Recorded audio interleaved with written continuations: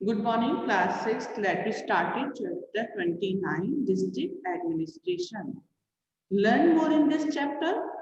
Structure of district administrations, details chart for comparison studies, functions of district collector, maintenance of law and order, civic amenities, judicial administration, laws, land disputes, land records, new inheritance law 2005। हम इस chapter में ये सारे जितने भी point मैंने आपको बताए हैं वो सारे पॉइंट डिस्क्राइब करेंगे डिटेल से। और डिस्ट्रिक्ट एडमिनिस्ट्रेशन की डिस्ट्रिक्ट में किस तरह से एडमिनिस्ट्रेशन चलता है और गवर्नमेंट के द्वारा क्या क्या लॉज हैं वो हम कैसे फॉलो करते हैं, किन की ड्यूटी लगी होती है वो अपने को फॉलो कराते हैं। हमें कुछ लॉज को फॉलो करना पड़ता है गवर्नमेंट के ऑर्डर्स को। India is a vast country. As we know, India is a vast country. It cannot be governed effectively from one place. आप सभी जानते हैं कि अपना जो भारत देश है वो बहुत वास्ट कंट्री है और गवर्न जो ये पॉसिबल नहीं कि जो गवर्नमेंट ने कहा है वो वन प्लेस पे ही इफेक्टिव हो। For better governance of the country it has been divided into 28 states and 7 union territories. ये आपको सभी को पता है अपना भारत देश में कितने स्टेट है, 28 स्टेट्स हैं और 7 यूनियन टेरिटरीज यानी कि 7 केंद्र शासित प्रदेश हैं। These are further divided into smaller units called as districts. Her parts को डिवाइड किया गया है और कुछ डिस्ट्रिक्ट यूनिट्स पर स्मॉल यूनिट को डिवाइड किया जिन्हें डिस्ट्रिक्ट कहा गया है, तहसील एंड प्रांगण। और धीरे धीरे जैसे एक शहर से पहले गांव, गांव से तहसील, नगर और इस तरह से डिवाइडेशन किया गया है। There is no fix size of population of a district. किसी की एक फिक्स वो नहीं है, साइज नहीं है पॉपुलेशन के लिए डिस्ट्रिक्ट्स की। Today there are more than 630 districts in the country. 630 countries districts है कंट्री में।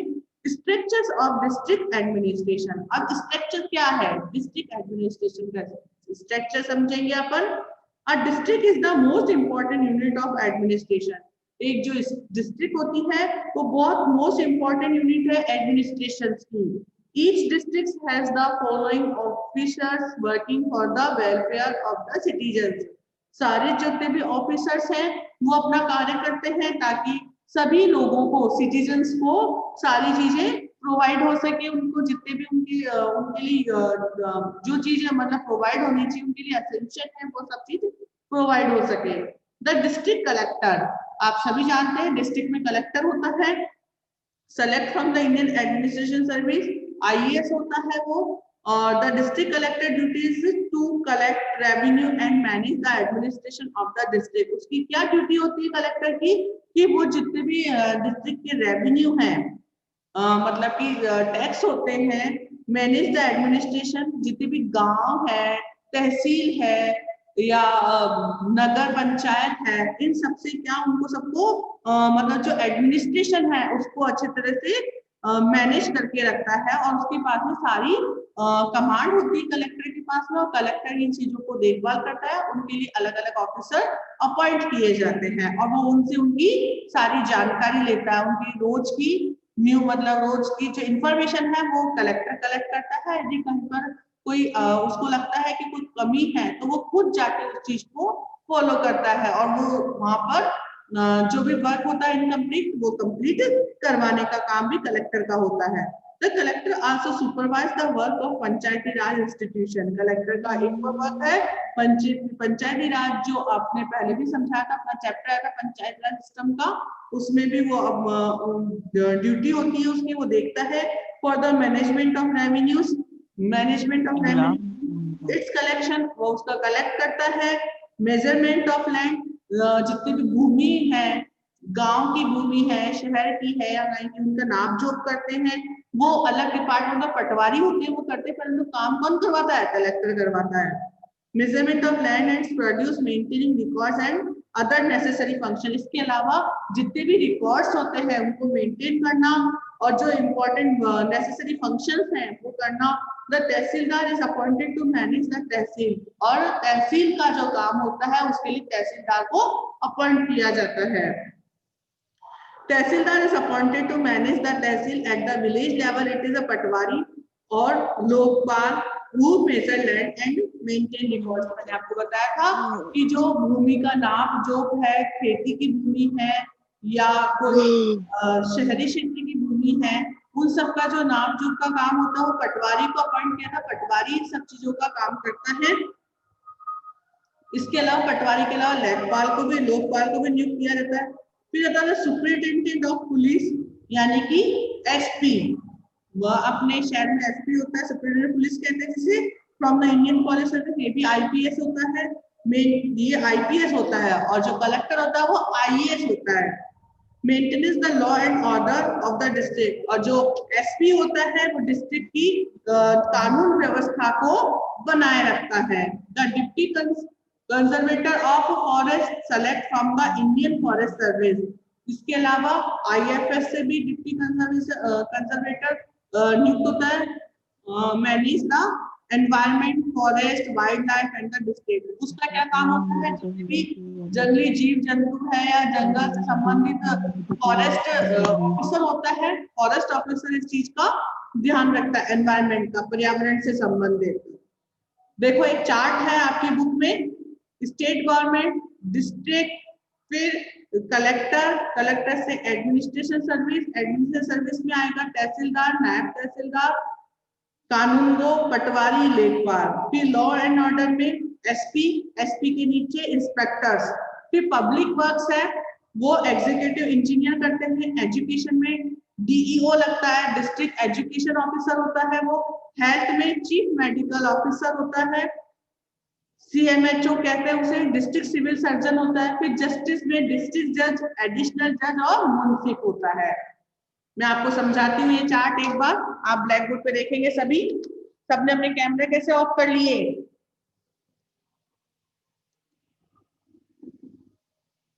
Look at the board. मैं चार्ट समझा रही हूँ। Yes ma'am. State government, yes ma'am. ये स्टेट गवर्नमेंट है, ये राज्य सरकार है। स्टेट गवर्नमेंट से डिस्ट्रिक्ट, ये डिस्ट्रिक्ट, डिस्ट्रिक्ट में कौन होता है? कलेक्टर,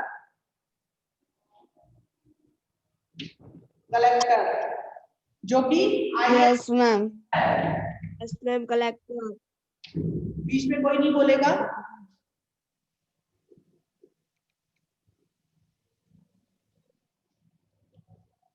आईएएस ऑफिसर, फिर वो सारा डिवाइडेशन करके अलग अलग डिपार्टमेंट के हिसाब से। सबसे पहले आता है तहसीलदार,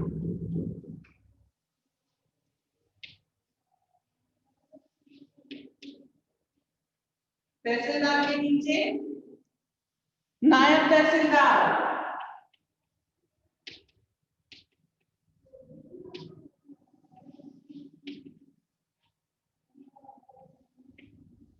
फिर उसके नीचे आता है, नायब तहसीलदार के नीचे आएगा पटवारी, लेखपाल। ये इस तरह से डिवाइडेशन होता है। फिर उसके बाद में आएगा लॉ एंड ऑर्डर। लॉ और ऑर्डर के लिए किसको नियुक्त किया जाता है? एसपी को, सुपरिटेंडेंट ऑफ पुलिस, जो कि शहर की कानून व्यवस्था की तरफ ध्यान देता है। उस डिस्ट्रिक्ट की पूरी कानून व्यवस्था किसके हाथ में होती है? एसपी के हाथ में होती है, जो कि आईपीएस ऑफिसर होता है। फिर एसपी के नीचे होते हैं सारे इंस्पेक्टर, सब इंस्पेक्टर, इंस्पेक्टर सारे। फिर उसके बाद में आता है तीसरा पार्ट होता है पब्लिक वर्क्स, जो कि इंजीनियर्स देखते हैं। पब्लिक वर्क्स ये इंजीनियर होते हैं, सिविल इंजीनियर, और गवर्नमेंट के इंजीनियर जो होते हैं वही होते हैं। ये होते हैं। फिर उसके बाद में एजुकेशन में डीईओ होता है, क्योंकि डिस्ट्रिक्ट की एजुकेशन भी जरूरी है।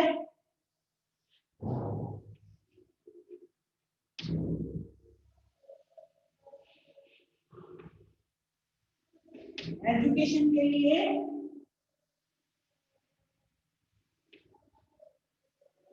डीईओ, डीईओ वही पूरे डिस्ट्रिक्ट की एजुकेशन, कहाँ पर स्कूल्स की प्रोवाइड करवानी है, स्कूल नहीं है गवर्नमेंट स्कूल, यदि गांव में स्कूल नहीं तो वो उसको लिए कौन करता है, डीईओ देखता है। फिर आता है हेल्थ, हेल्थ के लिए हेल्थ चीफ मेडिकल ऑफिसर होता है, सीएमओ, सीएमओ, सीएमओ देखता है सब जगह क्लिनिक प्रोवाइड हो रहा है, लोगों को चिकित्सा मिल रही है नहीं मिल रही है, प्राथमिक चिकित्सा और ज्यादा है तो सर्जन भी होता है, इसी में सर्जन भी होता है। फिर लास्ट में है जस्टिस, जस्टिस में आ जाएगा डिस्ट्रिक्ट जस्टिस, एडिशनल जज और मुंसिफ, क्योंकि न्यायपालिका होना भी जरूरी है। यदि किसी को कोई प्रॉब्लम है, न्याय नहीं मिल रहा, तो वो कहाँ जाएगा, न्यायपालिका, यानी कि जस्टिस, इंसाफ के लिए कहाँ जाएगा, डिस्ट्रिक्ट जजेस, एडिशनल जजेस एंड मुंसिफ।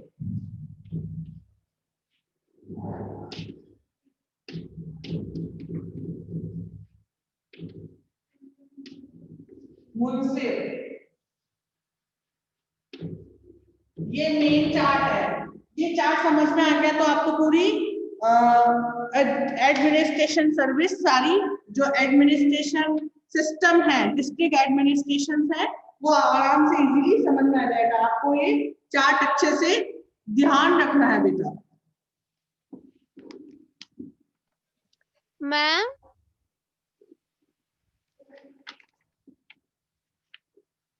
फिर आता है ये चार्ट से आपको सारा समझ में आएगा किस तरह से कंप्लीट होता है। डिस्ट्रिक्ट एडमिनिस्ट्रेशन इस तरह से डिवाइड किया गया है।